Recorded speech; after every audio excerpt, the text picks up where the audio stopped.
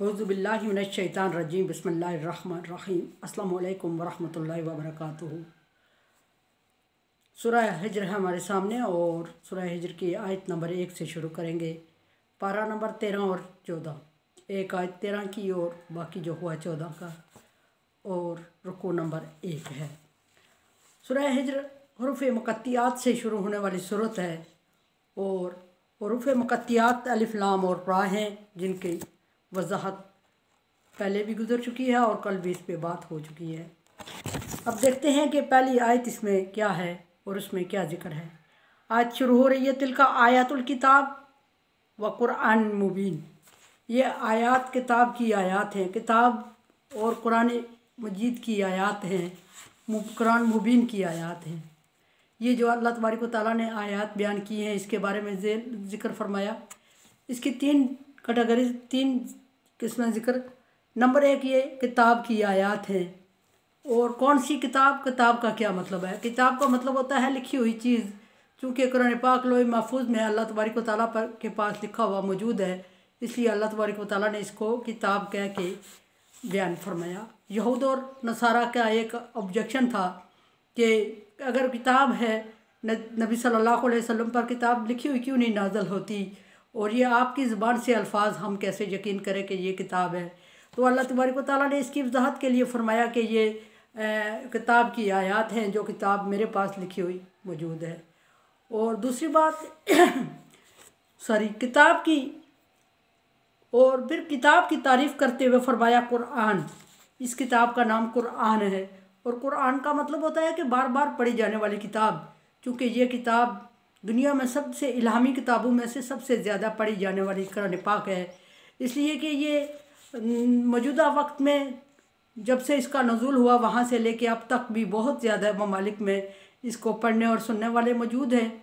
और एक मौजज़ा ये भी है कि जो इस पर ईमान नहीं लाते वो भी अपने माइंड को, अपने जहन को तरोताज़ा रखने के लिए या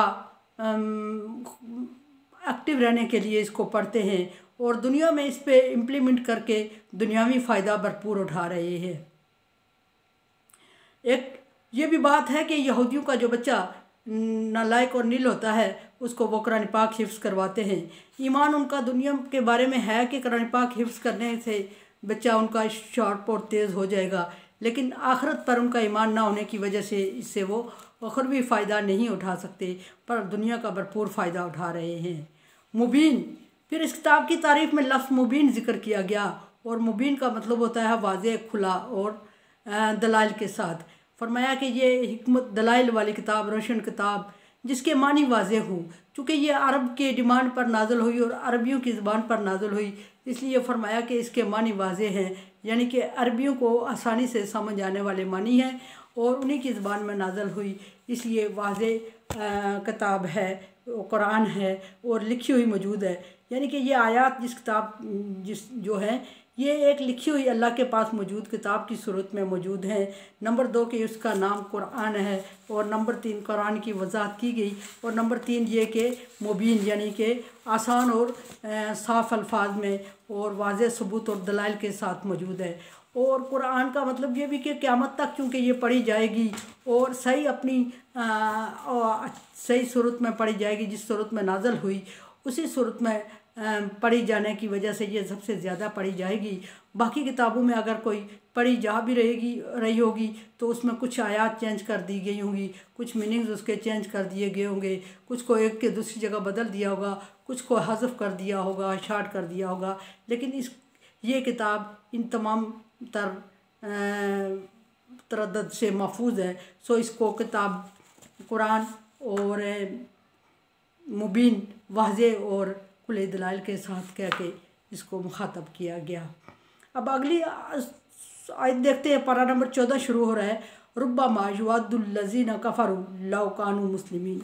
एक वक्त ऐसा आएगा कि जब काफ़र लोग कहेंगे कि काश हम मुसलमान होते। ये अल्लाह तबारक व तआला फरमा रहे हैं, कोई इंसान नहीं फरमा रहा है।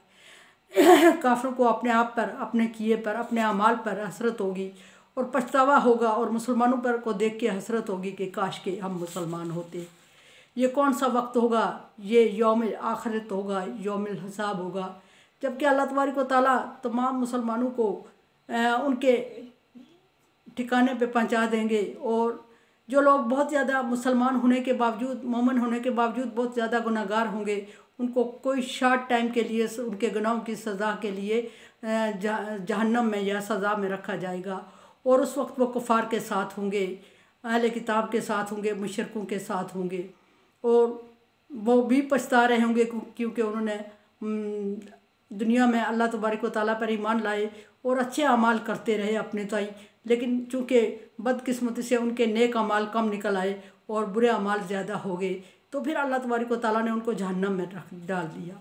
जहन्नम में उनको शॉर्ट टाइम डाला गया। जिसके दिल में राई के दाने के बराबर भी ईमान होगा, उसको जहन्नम में हमेशा के लिए नहीं रखा जाएगा, उसका ठिकाना जन्नत होगा। लेकिन सज़ा पाने के लिए, सज़ा भुगतने के लिए, किए का अंजाम देखने के लिए उसको कुछ अरसे तक जहन्नम का मज़ा चखाया ही जाएगा।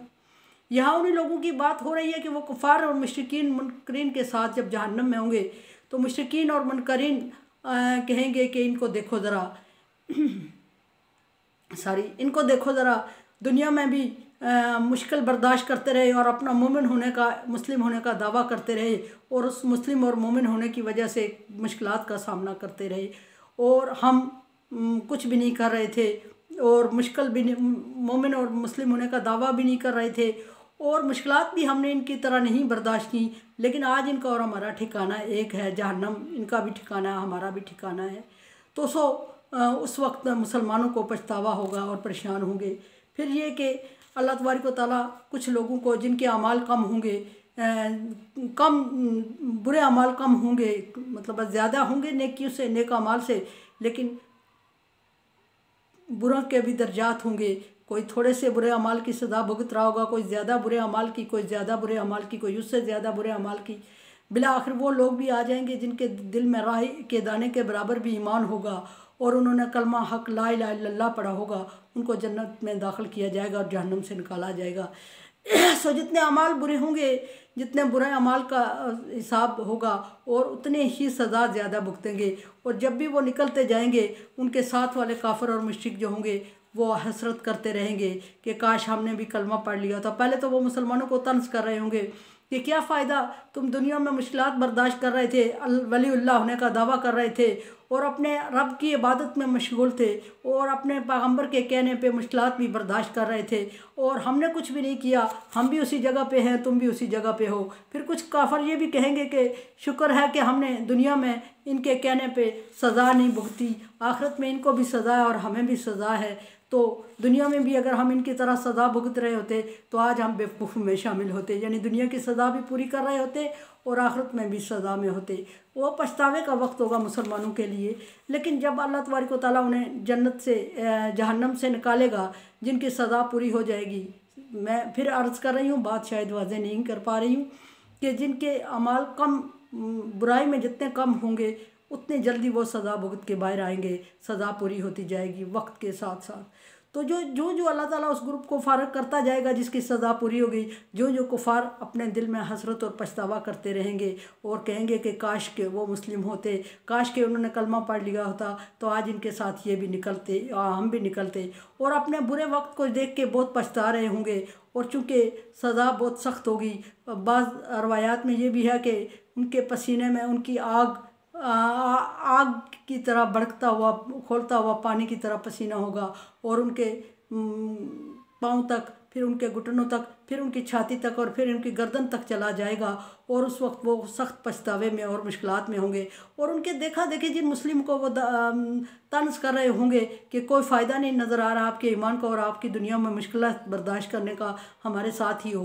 लेकिन जब वो जहन्नम से अपनी सज़ा पूरी करके जन्नत की तरफ जा रहे होंगे तो उस वक्त उनको फ़ायदा भी नज़र आएगा कि इनके कलमा पढ़ने का और इनको तौहीद बारी ताला पर ईमान लाने का और इनका मुस्लिम कहलाने का और इनका अकीदा तौहीद और नबूवत का ये फ़ायदा है कि सज़ा हमारे साथ भुगती, लेकिन सज़ा पूरी करने के बाद जन्नत की तरफ जा रहे हैं और हमेशा की सज़ा में नहीं है। तो उस वक्त उनको अफसोस होगा कि काश हम हमेशा की सज़ा के से बच सकते थे।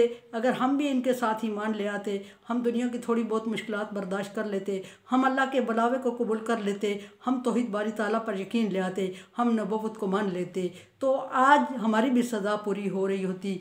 अब इनकी सज़ा ऐसी है कि ना इनकी सज़ा पूरी हो चुकी है, और ये तौहीद बारी ताला पर नबूवत पर ईमान लाने की वजह से ये इस जहन्नम से छुटकारा पा रहे हैं। और दुनिया की थोड़ी सी मुश्किलात बर्दाश्त करने के बाद इनकी आखिरत की इतनी बड़ी मुश्किलात इनके लिए माफ़ की जा रही हैं।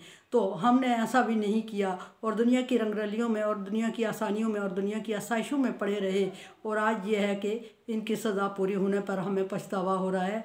और उनको सज़ा से बाहर जाते हुए देख के पछतावा और बेचैनी होगी उनको, और उस वक्त वो कहेंगे कि काश हम ईमान ले आते, लौ कानू मुस्लिमीन, काश के हम भी मुसलमान होते, और या वो कहेंगे काश वो भी मुसलमान होते। एक बात चल रही है, एक ही तरह ट्रांसलेशन में थोड़ा सा ग्रामेटिकली फ़र्क आ रहा है। और उस वक्त अल्लाह तबारक व तआला उनको उनके इस्लाम को, उनके ईमान, टाइम ही नहीं मिलेगा उनको। इस्लाम को भी ये दुनिया के लवाजमात हैं, आखिरत में इतना टाइम नहीं दिया जाएगा कि बंदा ईमान लाए और नेक अमाल करे और उसकी बख्शिश हो। ये सारे टाइम दुनिया के साथ मखसूस हैं।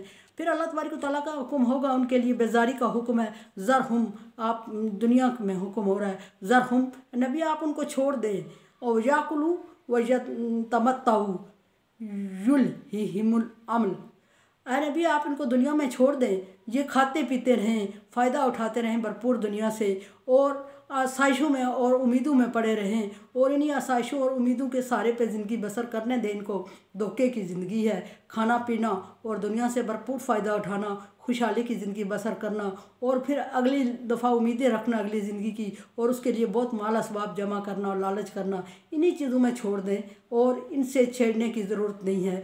सौफ़ा यालमून, और एक वक्त ऐसा आएगा कि रुब्बमा युअद्दुल लज़ीना, कि एक वक्त ऐसा आएगा कि वो चाहेंगे कि काश के उनको टाइम दिया जाता कि वो भी अमल कर सकते, काश अभी उनको थोड़ी सी मोहलत दे दी जाए और ये वापस दुनिया में जाके हमेशा के लिए नेक अमाल करें, काश कि वो मुसलमान होते, आज सज़ा पूरी करने के बाद जन्नत में जा रहे होते, जहन्नम से खलासी होती। लेकिन वो सारे काश ही रह जाएंगे। उस वक्त उनके लिए दुआएं कबूल होने का टाइम नहीं होगा, अमाल करने का टाइम नहीं होगा, छुटकारे का टाइम नहीं होगा, और अल्लाह तबारक व तआला का फैसला अटल है कि इनके लिए जहन्नम है। सो वो जहन्नम में दुनिया में खा पी चुके हैं और फ़ायदा उठा चुके होंगे, और उम्मीदें और ख्वाहिशात पाल चुके होंगे, और उन उम्मीदों और ख्वाहिशात के बदले में दुनिया से भरपूर फ़ायदा उठा चुके होंगे। और अब अल्लाह तबारक व तआला के फ़ैसले का वक्त आ चुका है कि कि वो जहन्नम में रहेंगे, और उनके लिए कोई आफगा, कोई फरियाद, कोई असरत, कोई पछतावा, कोई रोना धोना और किसी किस्म की कोई सिफारिश, कोई लेन देन, कोई भी चीज़ काम नहीं आएगी। कोई दोस्ती यारी, कोई मददगारी और किसी चीज़ के काम ना आने का वक्त होगा, और सिवाय जहन्नम के पर सब्र करने के कि हम आहा बका करें या हम सब्र करें, एक ही बात है, हम जहन्नम में ही रहेंगे, ये मान लेना होगा उनको। मेरे चैनल को अब सब्सक्राइब कर रहे हैं, थैंक यू सो मच। नहीं कर रहे हैं, रिक्वेस्ट है कि मेरे चैनल को सब्सक्राइब करके मुझे तावन करें मेरे साथ सदका जारिया में, और इसको शेयर करें। अल्लाह हाफिज़।